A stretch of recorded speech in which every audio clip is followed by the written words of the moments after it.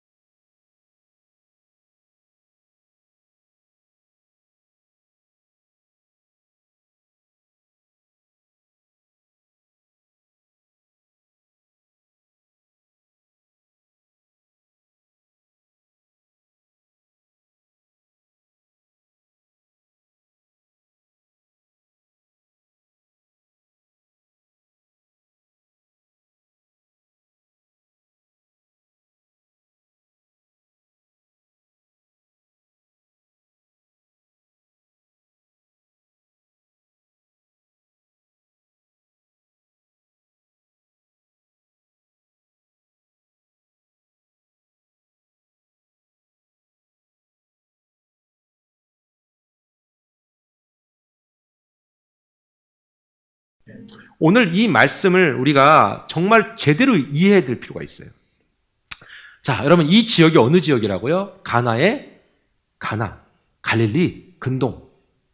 이 지역이요. 어떤 지역이냐면 좀 못 사는 동네예요. 그러니까 서민들이 좀 많이 사는 데란 말이에요. 자, 그런데 왜 그 지역을 택했을까? 물론 예수님이 주로 활동 무대가 거기였던 것도 있지만 갈릴리촌에서 무슨 선한 것이 날 수 있냐는 말도 있었잖아요. 거기서 뭐 괜찮은 인물이 나올 수 있겠느냐. 플러싱에서 무슨 뭐 괜찮은 게 나오겠냐. 뭐 이런 것처럼 예를 들자면 그래 여러분 같은 위대한 인물이 이렇게 나오지 않습니까? 근데 이거를 준비하면서 과연 몇 명이나 동의할까? 여러분 그거 아세요? 시골에서 위대한 인생도 많이 나오지만 도심에서도 많이 나와요. 여러분 스스로가 우리 후손들이 위대한 인생이 되기를 축원합니다. 자, 그런 사람들도 위대하게 쓰임 받을 수 있다는 것을 말씀해 주시려고 이 상황의 배경이 그렇게 된 것이 아닐까라는 생각을 하면서 내가 구정물이 될 것이냐, 포도주가 될 것이냐 선택의 기로에 놓인 사람들이 오늘 이 아침에 이 위대한 선택을 할 수 있기를 바랍니다. 자, 내 인생에 예수 그리스도가 오셔야만이 되는데 이게 안 되면요, 안 돼요. 여러분 혹시 기독교 역사에 가장 위대한 인물을 꼽으라면 여럿이 있겠지만 정말로 괜찮은 인물 중에 한 분이 누구냐면 혹시 들어보셨어요? 어거스틴? 성 아우구스티누스. 똑같은 분이 다른 분이 아니라 같은 분이라고요. 어거스틴, 아우구스티누스. 뭐 사람 앞에 이 성이라는 즉 세인트라는 거룩한 어떤 이런 단어를 붙인다는 것 자체가 사실 어폐가 있습니다만 하여튼 위대한 인물은 위대한 인물이십니다. 자, 그렇다면 왜 이분이 위대한 인물인 줄 아세요? 이분이 젊을 때 엄청 놀았어요. 우리하고 노는 격이 달라요. 보통 분이 아닌 이분이 진짜. 354년에 북아프리카 지금의 알제리 타가스테에서 태어나셨거든요. 위치가 어디냐면 저쪽 오른쪽 보면 저 북아프리카 위에 알제리 저쪽 끝에 저기 딱 있거든요. 좀 확대해 볼게요. 요 동네거든요. 그러니까 위에는 이탈리아 있죠. 스페인 있죠. 놀기 정말 좋은데 이게. 바다만 건너가면 놀 수 있고요. 밑으로 내려가도 놀 수 있고 범사에 노는 거 천지라. 자, 이분이 예수님을 정말로 잘 믿는 어머니와 이교도 아버지 사이에서 태어났어요.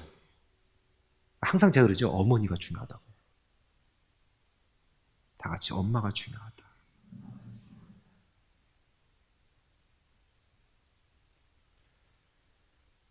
위대한 인물 뒤엔 위대한 어머니나 위대한 아내가 있었어요.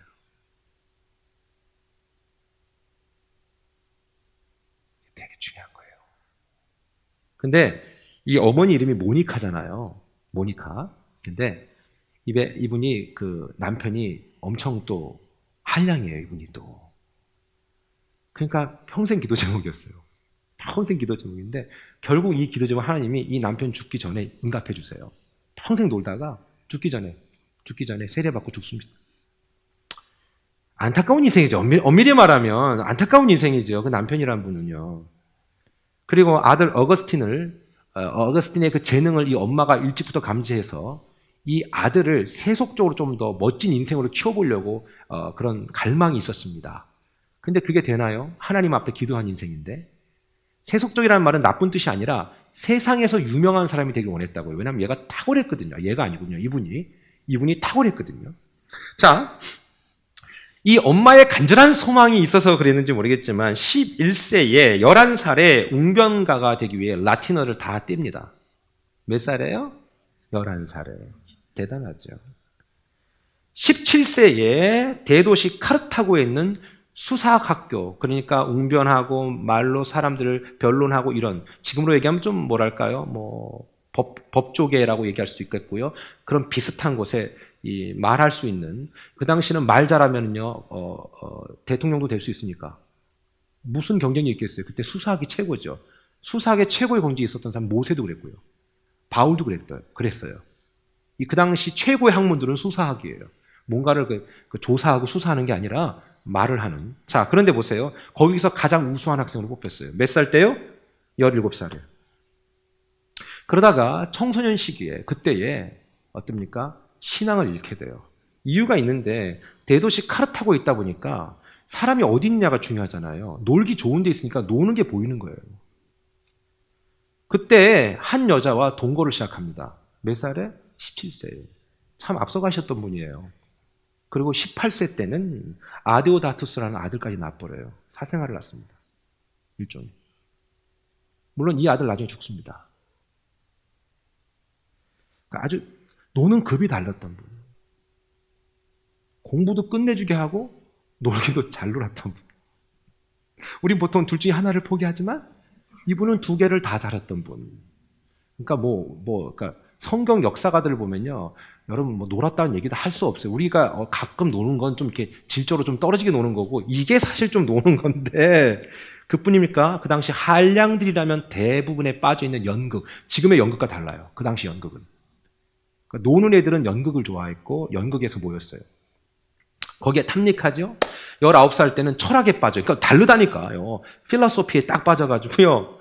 연극이 재미없어지는 거예요. 그래서 차츰 극장의 쾌락에서도 빠져나옵니다. 사실 말이 좋아서 빠져나왔다는 표현을 쓰는 거지 이분이 실증이 좀 많았던 것 같아요. 뭘 하나 해도 오래 재미없다. 왜냐하면 너무 뻔한 게 머리가 좋으니까 다 느껴지는 거예요. 금방. 그래서 이렇게 노는 사람들 중에요. 이렇게 재미없어서 안 노는 분들이 있어요. 내가 다 해봤다. 이제 재미없다. 자, 근데 문제는 20살 때에 가장 위험한 것에 빠집니다. 그 당시 전 세계에 유명했던 종교, 이단, 만이교에 빠집니다. 이것 때문에 이제 엄마가 또 기도 모드로 들어갑니다. 막 죽도록 기도하지요. 그러다 어느 날 어거스틴은요. 끊임없는 연구를 해요. 이분이 연구하는 뭔가에 빠져들면 그냥 그걸 빠지는 게 아니라 그거를 즐기는 걸 끝내는 게 아니라 그걸 연구를 하시는 분이라. 태생이. 그러다 보니까 이 만이교를 연구한 거예요. 막 연구하다가 너무 궁금한 게 있어서 만이교의 최고의 수장인 파우스투스를 만납니다. 그리고 물어보는데 이 사람이 대답을 못하는 거예요. 그때 또 실증을 느껴요. 야, 이것도 대답 못하는 리더라면 여기에 무슨 뭐가 있겠냐. 그리고 어때요? 거기로부터 또 빠져나옵니다. 그런 끊임없는 지적인 욕구가 강했던 분이었기 때문에 그리고 나서 곧바로 로마로 갑니다. 로마 가서 나는 또 다른 학문을 배워보겠다. 그때 암브로시우스를 만납니다. 이분이 아주 영적인 분이거든요. 그때 그 한 편의 설교를 딱 듣고 그때 회심하게 됩니다. 그때 이후부터 죽는 날까지 예수 그리스도가 내 인생의 모든 것이라는 것을 깨닫게 되고 알게 됩니다. 사랑하는 여러분, 이분 많이 놀았던 분이거든요. 제가 볼 때 이분보다 많이 놀았던 분은 없을 것 같아요. 이분 많이 배운 분이에요. 많이 놀았고 많이 배운 분이 20살 때까지 딱 놀고 예수님 만났으면 20살 이후에 노는 분들은 철이 없는 거예요. 무슨 뜻이 아시겠어요? 예? 제가 뭘 얘기하려는 줄 아시겠어요?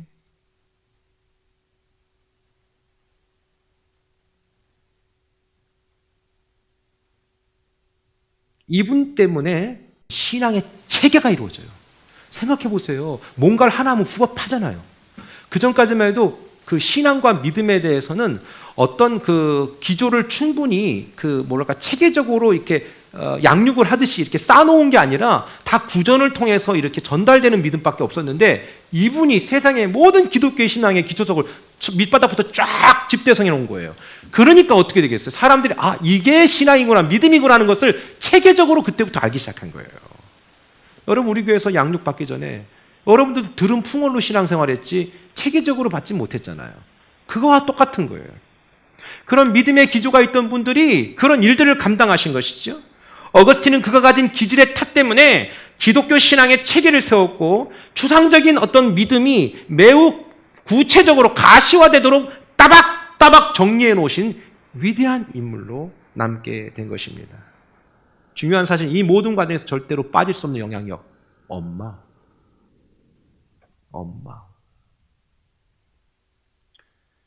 그 엄마는 15년을 아들을 위해서 기도했어요. 여러분 기억하세요. 제발 부탁드립니다. 엄마인데 자녀를 위해서 기도 안 한다는 건 엄마가 아니에요. 아니에요. 기도하기 되게 힘드시죠? 엄마들 기도하세요. 또는 남편을 위해서 기도해 주세요. 목사님, 그럼 나를 위해서 누가 기도해 주나요? 제가 해드릴게.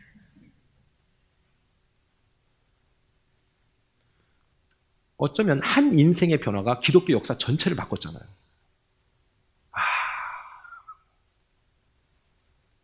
사람은 생각대로 됩니다. 말한 대로 됩니다. 믿음으로 선포하면 그대로 되는 겁니다.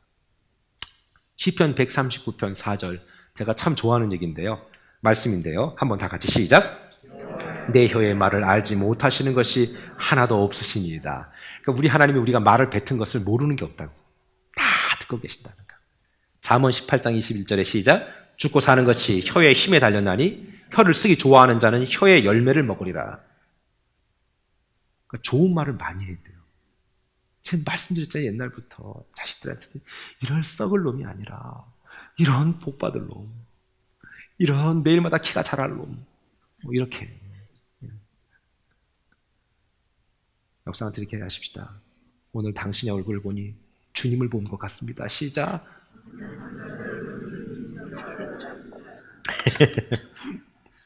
그렇죠.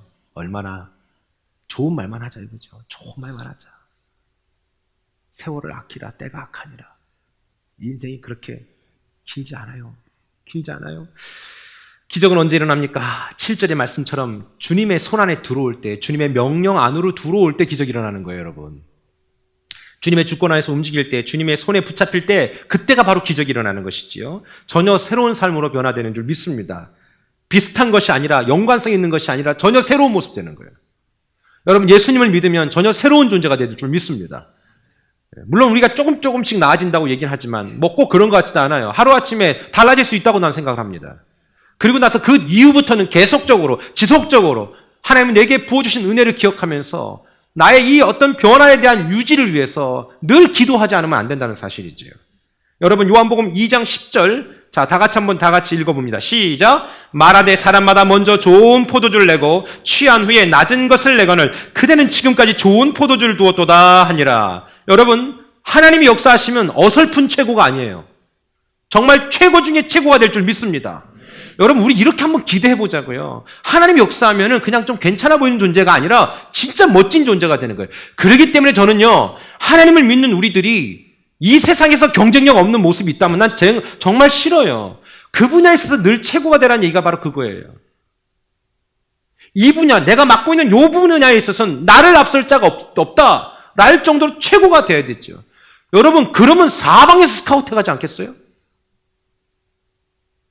내가 그냥 이민 와가지고 하지 못해 어쩔 수 없어 이거를 하고 있는 거지요, 목사님. 내가 원래 이거 할 사람이 아니에요. 항상 그런 사람들은요, 이거 할 사람이 아니에요로 끝나요. 그거 하시는 것을 감사하세요. 우리 그렇게 생각하면 어떨까요? 그러면서 그 분야에서 하나님, 내가 무엇이든 좀 최고가 돼서 사람들이 그것을 듣기 위해서 나를 찾아오고, 여러분 생각해 보세요. 솔로몬한테 왜 사람들이 왔어요? 그 분야에 최고였던 거예요. 하나님이 여러분 왜 그렇게 못 쓸까요? 나는 그렇게 쓰실 수 있다고. 하나님은 충분히 그런 능력이 있다고 저는 믿습니다. 말씀을 좀 정리합니다. 하나님이 역사하시면 다시 한번 얘기합니다. 어설픈 최고가 아니라 정말 최고 중에 최고가 될 수 있습니다. 여러분, 모두가 인정하고 부러워하는 그런 변화가 찾아올 수 있다는 거예요. 그러니까 여러분들 너무 과소평가하지 마세요. 여러분들 정말 존귀한 존재고요. 얼마든지 그 이상의 가치를 낼 수 있는 분이란 말이죠. 그러니까 나는 내 한계, 리밋은 이거야 라고 생각하지 말라고요. 그걸 넘어서시라고요. 넘어서기 위해서 그냥 넘어서야지. 그래봐야 집안 문지방밖에 못 넘어간다. 기도를 해야 된다. 기도를. 할렐루야. 사랑하는 여러분, 하나님이 역사하시면 세상이 말하고 평가하는 그 기준 이상의 작품이 나옵니다. 전 하나님이 여러분들을 작품으로 만들 것을 전 믿습니다. 우리 성경에 이런 바가 있어요. 말씀. 너희는 하나님이 만드신 바라라는 거 있거든요. 하나님이 만드신 걸작품이라고. 이 걸작품이라는 단어가 거기에 워낙 원어적인 표현이 뭔지 아세요? 예? 크리에이션이 아니에요. 포이에마 이렇게 써 있어요. 헬라어로. 이게 뭔지 아시죠? 영어로 포임, 시라는 거예요. 하나님은 우리 한 사람 한 사람을 시처럼 멋지게 만들었다는 거예요. 포이에마. 포이에마.